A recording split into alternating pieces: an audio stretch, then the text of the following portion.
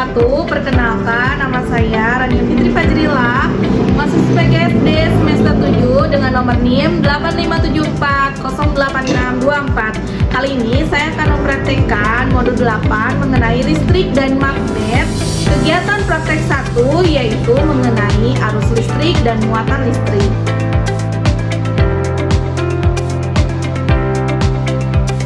Alat dan bahan yang sudah saya siapkan, yang pertama ada alat tulis, lembar penguatan, dan juga buah bola pingpong, dan juga ada kantong plastik, sisir,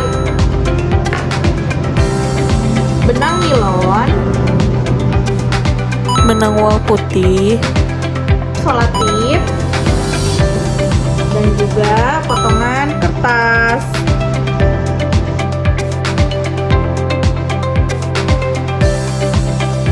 Pada percobaan pertama, menggosokkan sisir ke rambut yang tebal selama 1 menit. Ini akan menyebabkan gaya listrik statis sehingga potongan kertas akan menempel di ujung sisir. Selanjutnya, menggosokkan kantong plastik pada baju. Lalu kita tunggu beberapa menit. Setelah itu, kantong plastik didekatkan dengan bola pingpong, maka hasilnya akan terjadi tarik-menarik.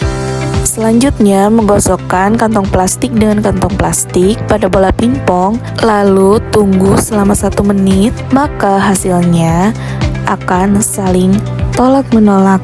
Selanjutnya, menggosokkan benang wol dengan plastik pada bola pingpong, lalu tunggu selama 1 menit, hasilnya akan tarik-menarik. Lalu, menggosokkan benang nilon dengan kantong plastik pada bola pingpong, maka hasilnya akan tarik-menarik.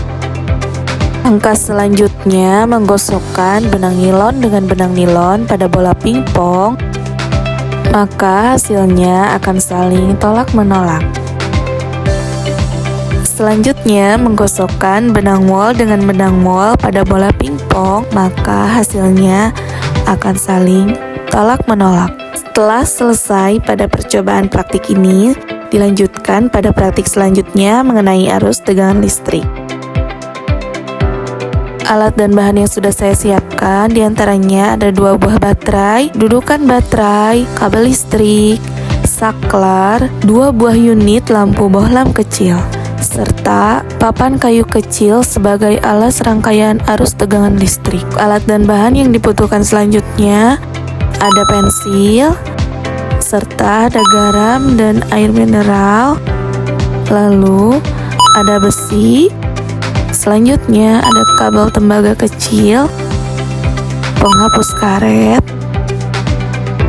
kayu, kantong plastik, dan terakhir kertas. Pada percobaan pertama, ujung kabel ditempelkan pada besi.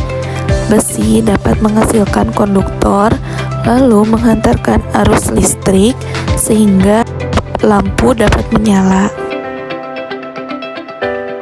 Langkah selanjutnya pada percobaan yang kedua yaitu menempelkan ujung kabel dengan ujung kabel yang ada tembaga kecil.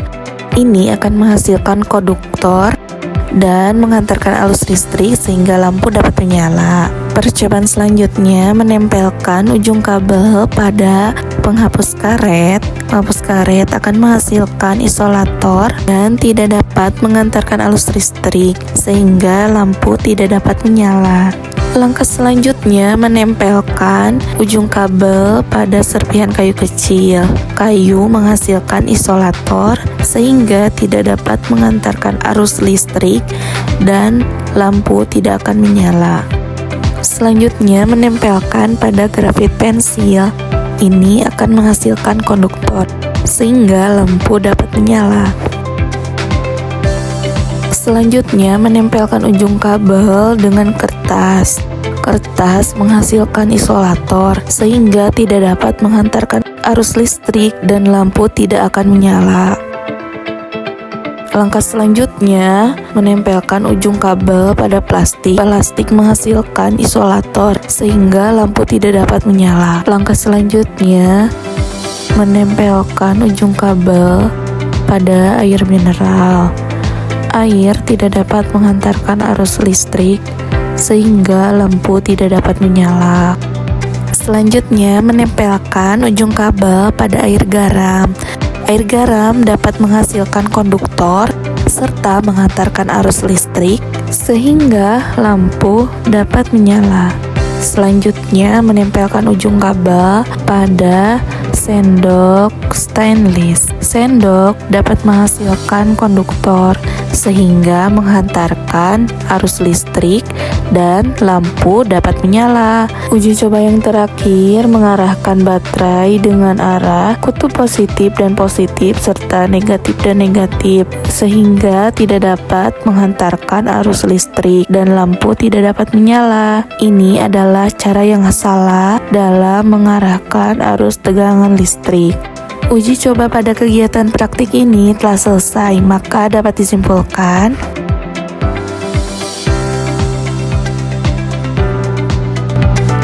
see you next time. Thanks for watching.